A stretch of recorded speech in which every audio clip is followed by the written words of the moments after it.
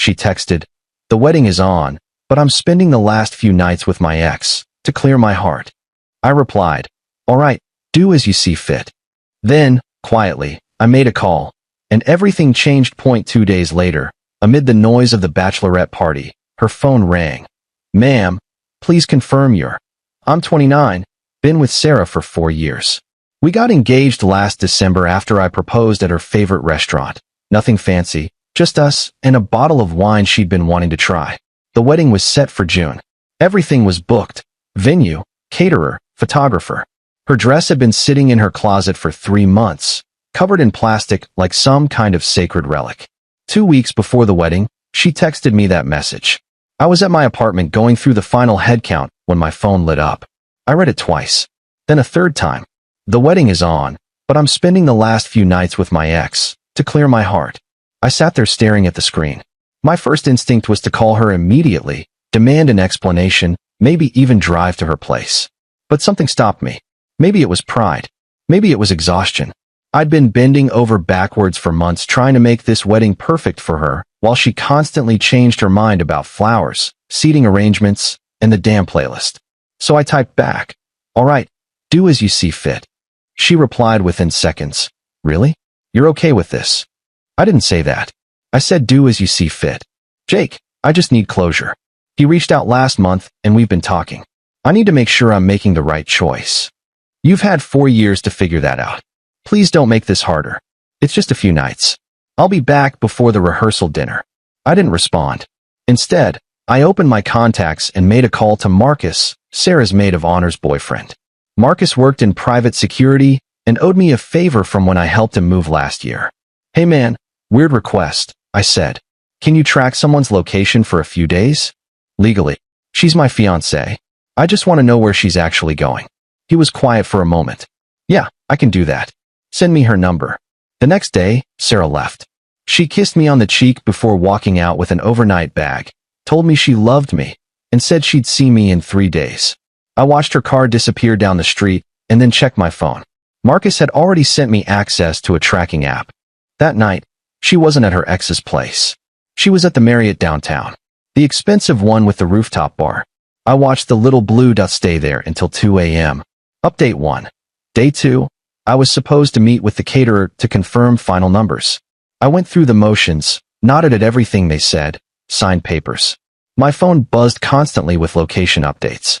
Sarah spent the morning at a cafe, then went to a boutique hotel on the east side. Not her ex's apartment. Not even the same part of town where he lived. I knew because I'd driven past it once, back when she first mentioned they'd reconnected. I called Marcus. She's not where she said she'd be. You want me to dig deeper? Yeah. Find out who owns the room she's staying in. 2 hours later, he called back. Rooms registered to a David Chun. Credit card shows he's been booking hotels every few weeks for the past 2 months. Always 2 nights, always upscale places. David Chun. I didn't know the name. Can you get me a photo? Already ahead of you. Sending it now. The photo showed a guy in his mid-30s, good-looking, wearing a suit in what appeared to be a LinkedIn profile picture. He worked in finance. I reverse-searched his social media. There were photos of him at industry events, a few vacation shots, and then I found it. A picture from 5 months ago at a charity gala. Sarah was in the background, talking to someone near the bar. I sat back and let it sink in. This wasn't about her ex. This was someone else entirely. I didn't confront her. Not yet. Instead, I kept watching the tracking app like it was a TV show I couldn't turn off. She spent that second night at another hotel. Marcus confirmed it was the same guy's credit card. Update 2. Day 3 was her bachelorette party. Her friends had planned a whole thing. Dinner, club hopping, probably some embarrassing games I didn't want to know about. I was supposed to be having my bachelor party the same night, but I canceled it the day before, told my friends I wasn't feeling well. At 9 p.m., I was sitting in my apartment with a beer when my phone showed Sarah's location moving toward the downtown club district. Good. She was actually where she said she'd be for once. At 10:30 p.m., I made another call. This one to the credit card company Sarah and I shared for wedding expenses. We'd opened it 6 months ago to keep track of everything. I'd been paying it off monthly, hadn't really looked at the statements closely. The representative pulled up our account. I need to dispute some charges, I said. Of course, sir. Which ones? All the hotel charges from the past 2 months. There was typing on the other end. I see. For separate hotel charges. Those weren't you. No. Can you tell me the dates? She read them off.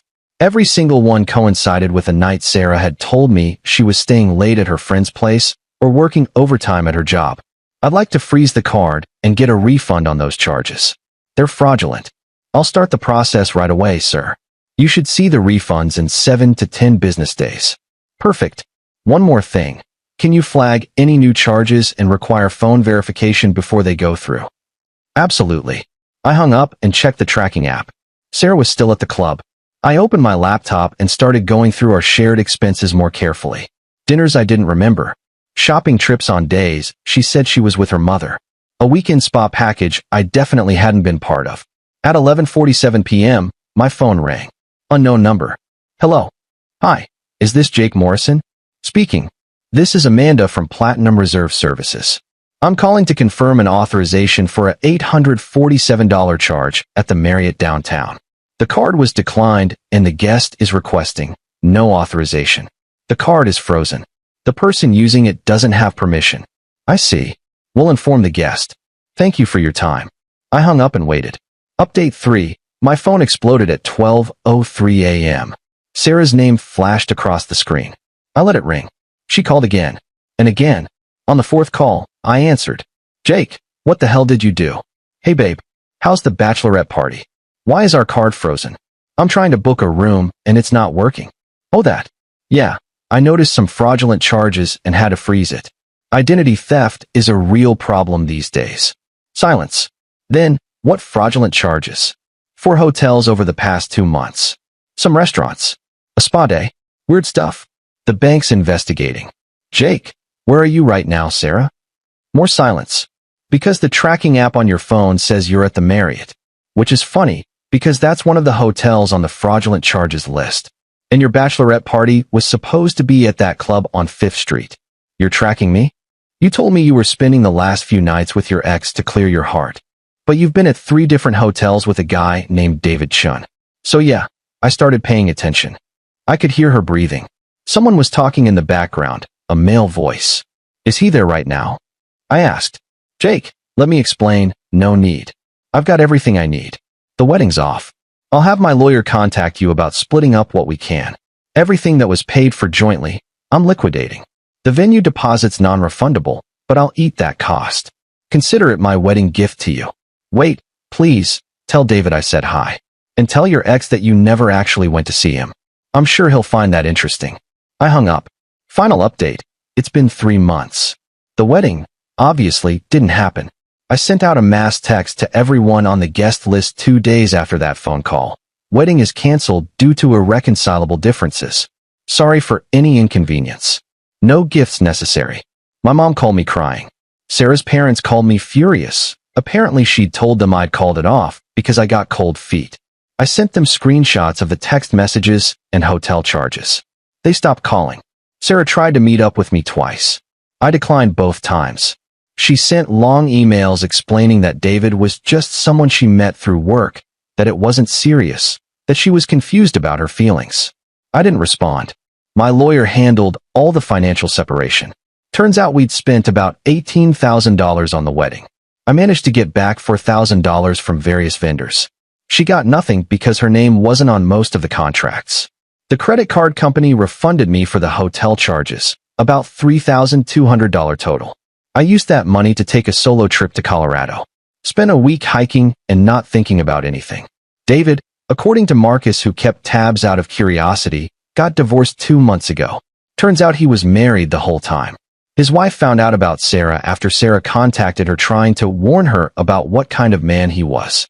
The irony wasn't lost on anyone. Sarah's working at a different company now. Mutual friends say she's been dating someone new, but it's not serious. She's blocked on everything, so I wouldn't know.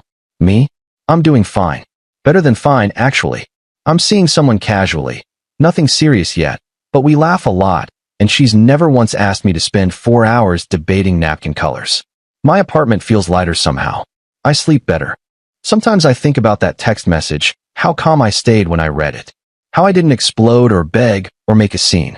I just let her show me exactly who she was. And and then I made sure she couldn't pretend otherwise. Edit 1. A lot of people are asking how I got access to track her phone. It was through our shared family plan. I'd set it up a year ago when we were traveling separately and wanted to coordinate meetups. She'd forgotten it was active. Edit 2. Yes, Marcus is still with Sarah's former maid of honor. No, it didn't cause drama. The maid of honor actually thanked me for not making a scene at the bachelorette party and ruining everyone's night.